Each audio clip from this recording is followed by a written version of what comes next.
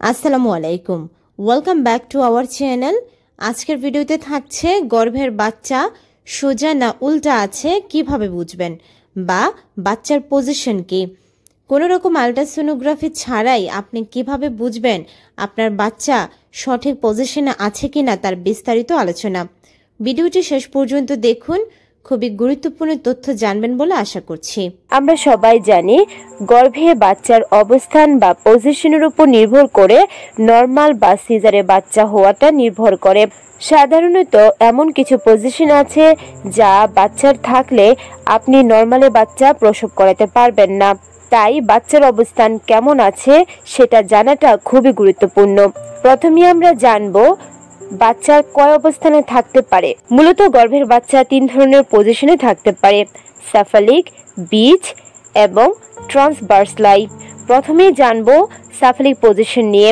এই পজিশনে গর্ভের শিশুটির মাথা নিচে থাকে এবং পা উপরে। এই পজিশন নর্মাল ডেলিভারির জন্য সবচেয়ে সহজ ও নিরাপদ উপায়। এই পজিশনের আরও 2টি প্রকার রয়েছে, যেমন অ্যান্টেরিয়র ও পোস্টেরিয়র। অ্যান্টেরিয়র হলো শিশুর মুখ গর্ভবতীর পিঠের দিকে এবং পোস্টেরিয়র হলো শিশুর মুখ গর্ভবতীর পেটের দিকে হয়ে থাকা।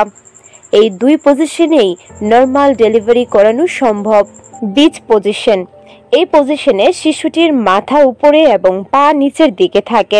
গর্ভাবস্থার শেষ পর্যন্ত এই পজিশনে থাকলে নর্মাল ডেলিভারি সম্ভব হয় না। আগেকার দিনে বেশিরভাগ গর্ভবতীরা এই ধরনের পজিশনে বাচ্চা থাকার ফলেই মৃত্যুবরণ করত, কেননা শিশুর যৌনি পথের জন্মের জন্য মাথা নিচের দিকে থাকাটা জরুরি। পা কখনো আগে বের হতে পারে বা এতে কোনো জটিলতা সৃষ্টি হতে পারে। যেহেতু 2টা পা থাকে, তাই একটি বের হয়ে আসলে অপরটি জন্মদানিতে আটকা থাকতে পারে। তাই বিচ পজিশন হচ্ছে গর্ভের বাচ্চার জন্য সবচেয়ে ঝুঁকিপূর্ণ পজিশন। এই পজিশনে সিজার করতেই হয়, তা না হলে মা এবং শিশু দুজনেরই মৃত্যু ঝুঁকি থাকে। গর্ভের বাচ্চার তৃতীয় পজিশনটি হচ্ছে ট্রান্সভার্সলাই পজিশন। এই ক্ষেত্রে শিশুটি উপরে নিচে না থেকে আড়াআড়ি ভাবে অবস্থান করে, অর্থাৎ শিশুটি গর্ভবতীর পেটের ডান বা বাম দিকে অবস্থান নেয়। এই পজিশনে নর্মাল তো একেবারেই সম্ভব নয়, কারণ আড়াআড়ি শিশু যৌনিপথ দিয়ে কখনো নামতে পারবে না। সাধারণত প্রশিক্ষিত দাত্রী বা ডাক্তাররা গর্ভবতীর পেটের উপর হাত দিয়ে তার অবস্থান সম্পর্কে বলতে পারে। তবে কিছু কিছু ক্ষেত্রে বাচ্চার অবস্থান আইডেন্টিফাই করা নাও যেতে পারে। সেই ক্ষেত্রে আল্ট্রাসাউন্ডের মাধ্যমে বাচ্চার পজিশন জানতে হয়। তবে গর্ভবতী শিশুর নড়াচড়া খেয়াল করে আন্দাজ করতে পারেন বাচ্চা কোথায় অবস্থান করছে। এখন জানবো গর্ভবতী নিজেই কিভাবে বুঝতে পারবেন বাচ্চার অবস্থান কোথায়।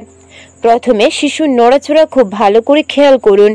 কোনটা শিশুর হাত বা পায়ের নড়াচড়া বুঝতে পারলে ভালো হয়। তবে না বুঝলেও কোনো সমস্যা নেই। যদি আপনার পেটের আকার অনেকটা ফুলে থাকে বা পেটের অংশ শক্ত হয়ে থাকে, তাহলে বুঝতে হবে শিশুটির পিঠ আপনার পেটের দিকে ঘোরানো। এর মানে শিশুটি সাফালিক অ্যান্টেরিয়র পজিশনে আছে।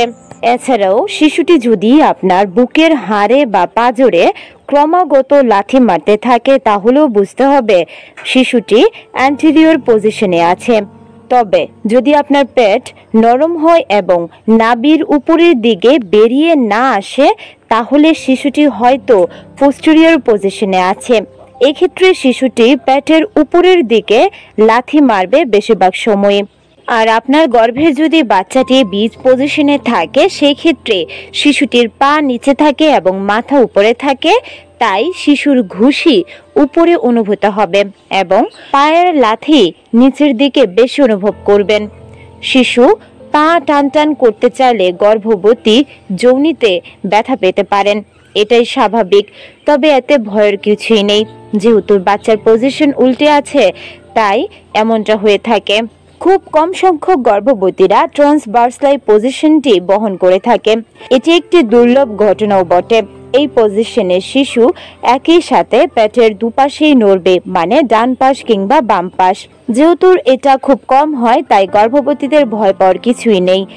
তবে একটা বিষয় মনে রাখতে হবে, 37 সপ্তাহের আগ পর্যন্ত শিশু যে কোনো পজিশনে থাকতে পারে, আবার অবস্থানও পাল্টাতে পারে। যদি এই সময়ের আগে শিশু সহজ পজিশনে না থাকে তাহলে চিন্তিত না হয়ে নিয়মিত হাঁটাহাঁটি করতে হবে, এতে শিশু সঠিক অবস্থানে চলে আসতে পারে। তবে 37 সপ্তাহের পর বাচ্চার অবস্থান পরিবর্তন করার সুযোগ থাকে না, কারণ গর্ভের জায়গাটা একেবারে কমে যায়। 37 সপ্তাহের পরে যদি বাচ্চার অবস্থান উল্টো থাকে সেক্ষেত্রে ভয়ের কিছু ব্যাপার আছে, মানে আপনাকে সিজারের মাধ্যমে বাচ্চা ডেলিভারি করাতে হতে পারে। আশা করছি আমাদের উল্লেখিত ধারণাগুলো যদি আপনি ফলো করেন তাহলে আলট্রাসোনোগ্রাফি ছাড়াও আপনি বুঝতে পারবেন গর্ভের বাচ্চার পজিশনটি কি। ভালো লাগলে চ্যানেলটিকে সাবস্ক্রাইব করতে ভুলবেন না। আল্লাহ হাফেজ।